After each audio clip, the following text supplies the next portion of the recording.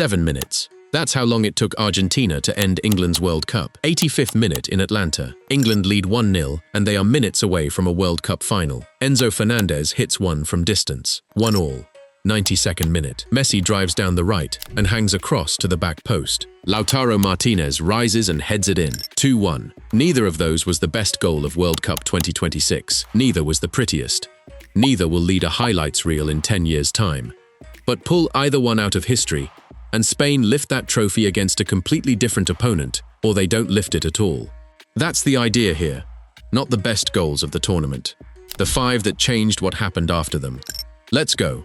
Racing back as fast as they can! Enzo Fernandez! Right, before we start, this is not a ranking of technique.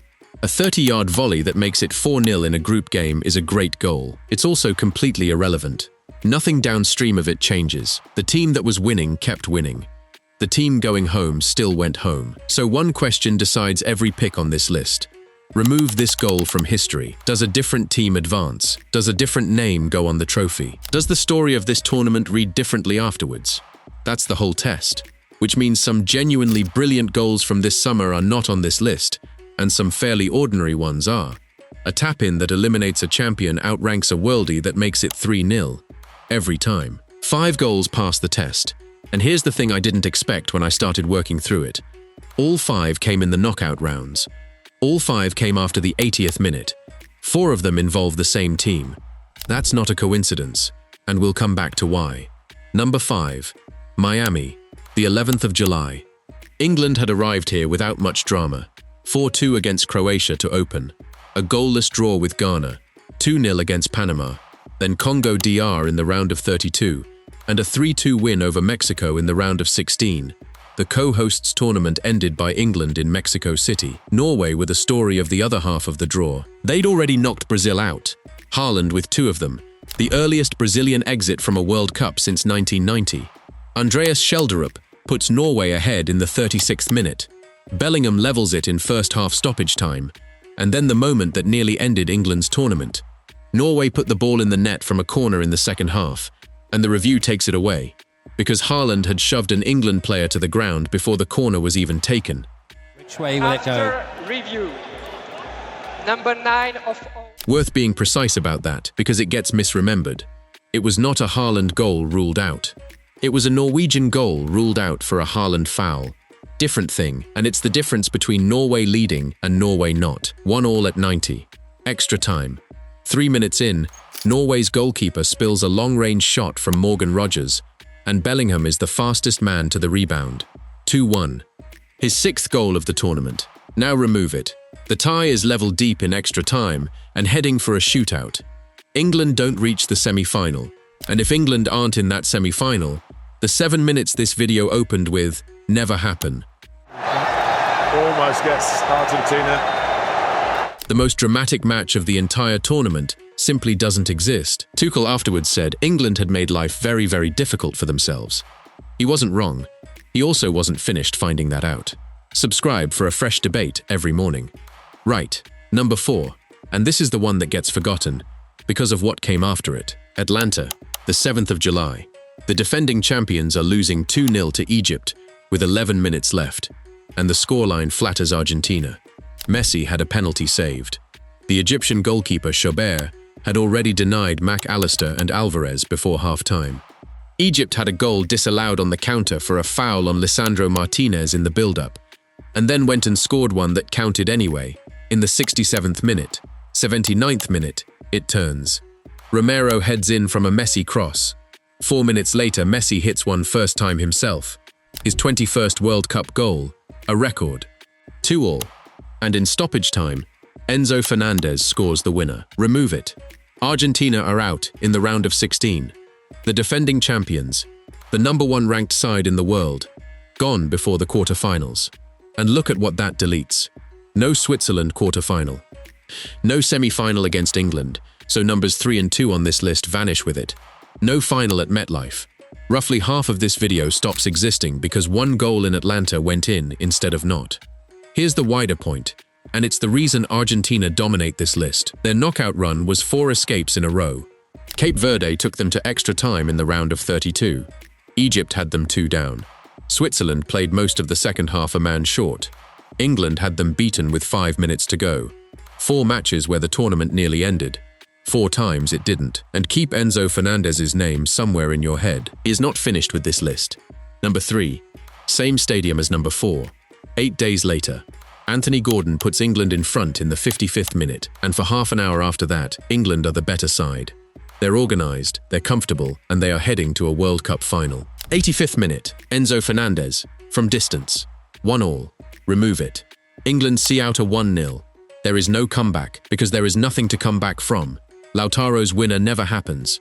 You can't have a 92nd minute winner in a game that finished 1-0 to the other side. England play Spain in the final, and this entire tournament has a different ending.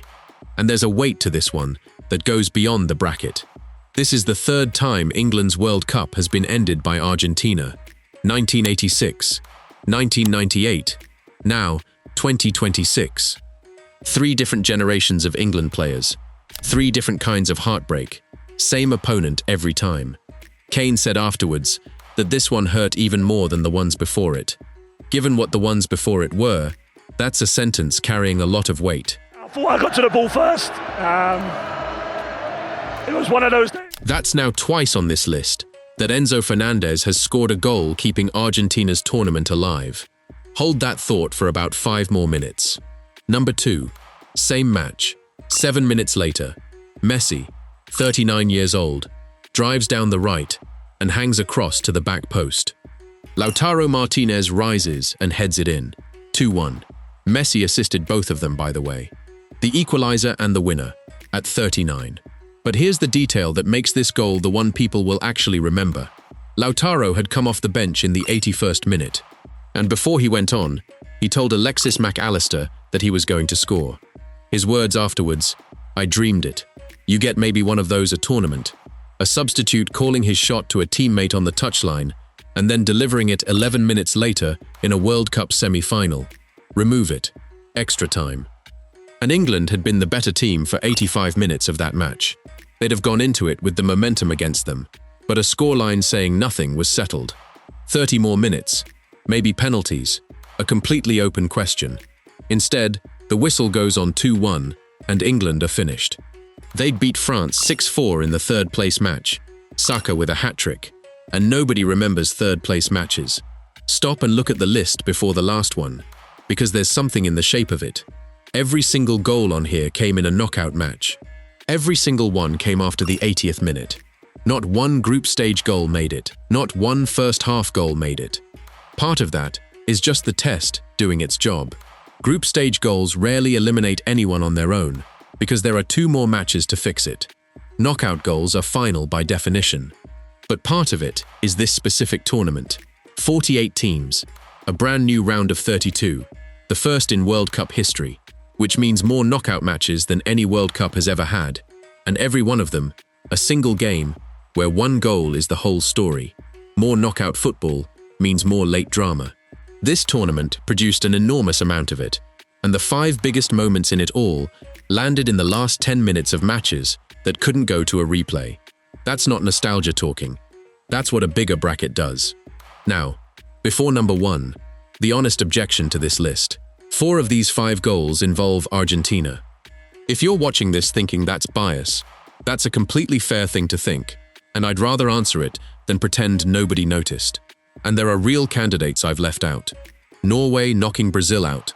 Haaland with 2 sent the 5-time champions home earlier than they'd gone in decades and reshaped an entire half of the draw. You could argue that mattered more than any single strike in a semi-final. Or go further.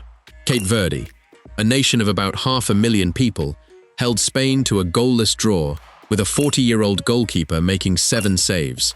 Spain had 27 shots. No goal is even involved, and you could still argue it's the most significant 90 minutes of the group stage. Those are good arguments. Here's my answer. The test isn't which moment was most surprising, or most romantic, or best for the sport. It's narrower than that. Which goal, removed, changes who lifts the trophy. On that test, Argentina's run dominates. Not because they were the best team, but because they were the team whose tournament kept nearly ending and kept not ending. Disagree with that. That's genuinely what the comments are for. If this is how you like the game broken down, subscribe and turn notifications on. That's how you get these on day one. Right. Number 1. The 19th of July, MetLife. 0-0 after 90 minutes. A World Cup final going to extra time. And Argentina weren't competing in it. They were surviving it. 0 shots on target in normal time. 0. Emi Martinez made 11 saves, a World Cup final record. The previous best was 8.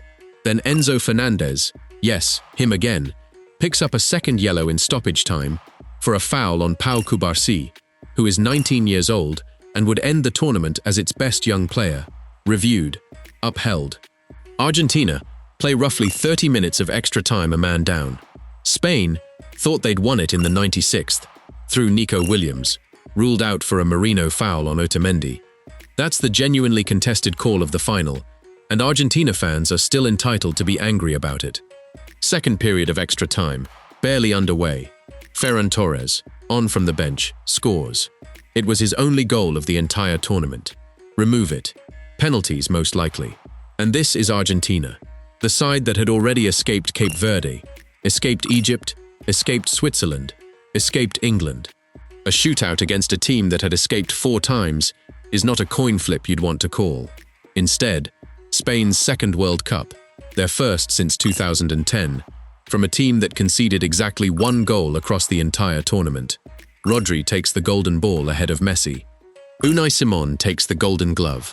Luis de la Fuente, at 65, becomes the oldest coach ever to win a World Cup, completing a run of the Nations League, the Euros, and the World Cup. All of it.